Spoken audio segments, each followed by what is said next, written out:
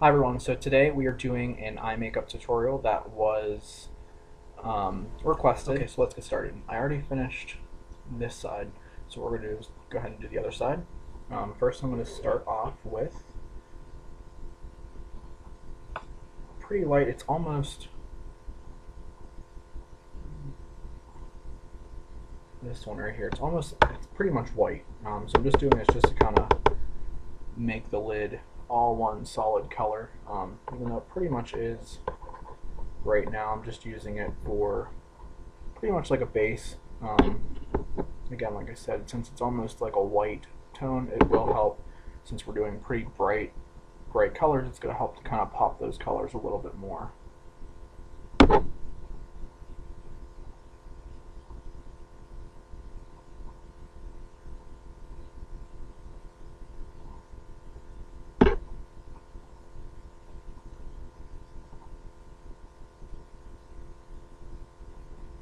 Okay, so you can see it's just ever so slightly a little bit brighter than the rest of my skin tone.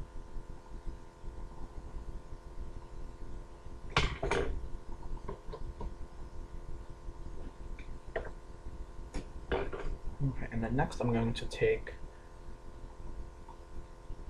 this very light blue shade here. Now what I did also, I pretty much do this always, if I'm doing a look that's more dramatic, I always wet the brush first and then I use um, the shadow. Again, it just helps to make the color that you're using a little bit more vibrant. Nowadays most eyeshadows you can wet, but I would definitely check the one you're using to see if it says anything about it being able to. I know some of the older ones you can't do that with, but mostly all of them nowadays you can definitely wet and get more of a dramatic look with them. You don't want it to be soaking wet, almost like if you were doing like a watercolor type of thing. If you were painting, you're just going to want it enough that it makes it more of a paste versus more of a powder.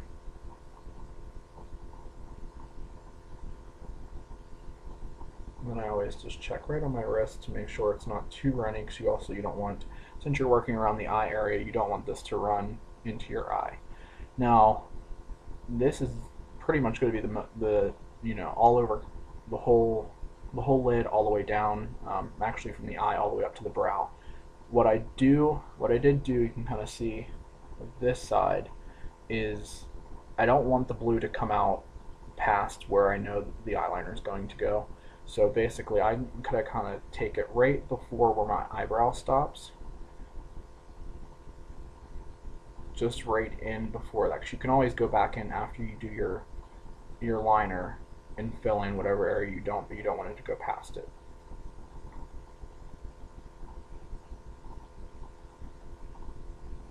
There's not enough blue showing, and do it again right below where your liner is placed.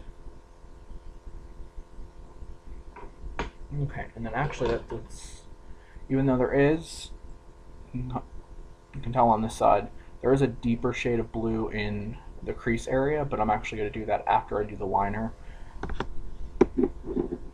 So what I like to do first to make it very easy is do the eye like you were doing it completely normal. Just do the tops and do the underneaths. Then worry about winging it down and winging it out.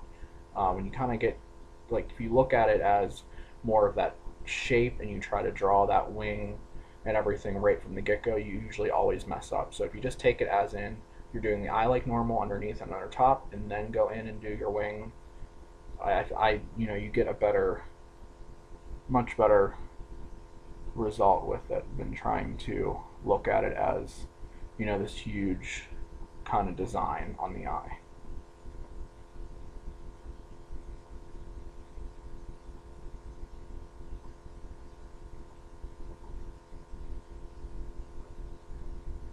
Just go ahead and I outlined top of the eye, bottom of the eye. Now we're going to go in and add the swirls coming. I'm going to start with the one by the nose first, since that's the easiest. And again, what I like to do is I like to make one line from the corner of the eye, the eye, down to the point to where I want it to end.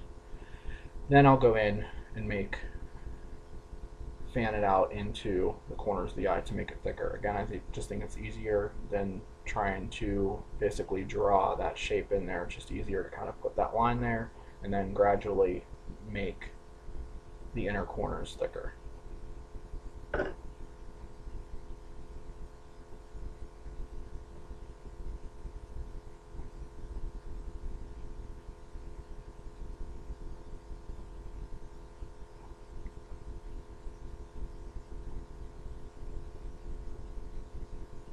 Okay, so you can see, just made one line, quick, straight down, matches exactly where the other line is on the other side.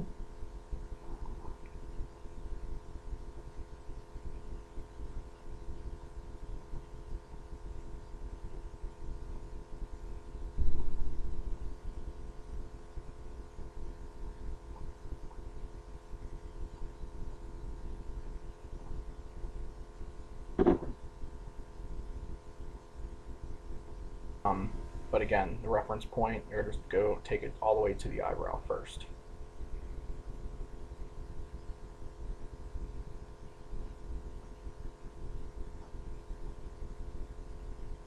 There you go. Just one line, again, just to get your shape in there, and then you can go back and fill everything in.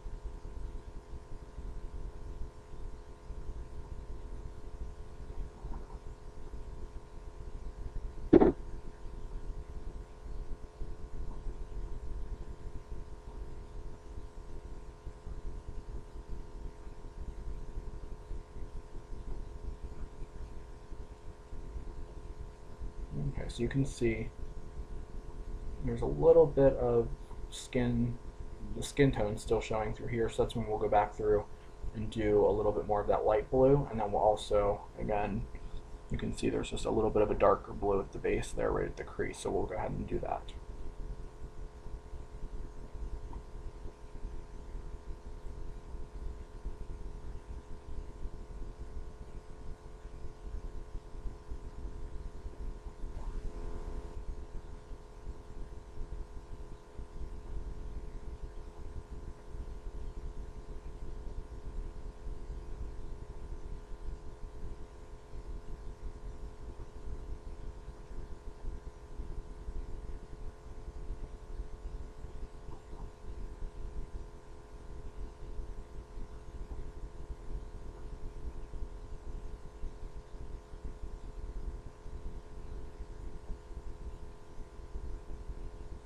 The excess there.